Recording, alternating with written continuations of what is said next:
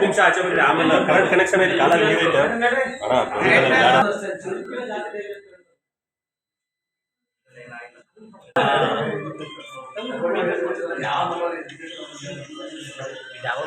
Sir ಇದು taxi ಆಗಿ wifi box ಇಟ್ಕೊಂಡಿದೆ.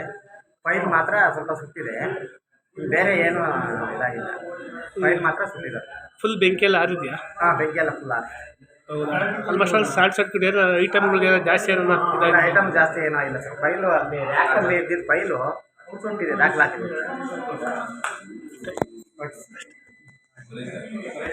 Chetan KY ಅಂತ ಬ್ರಾಂಚ್ ಮ್ಯಾನೇಜರ್, ನಾಗವಲ್ಲಿ ಬ್ರಾಂಚ್.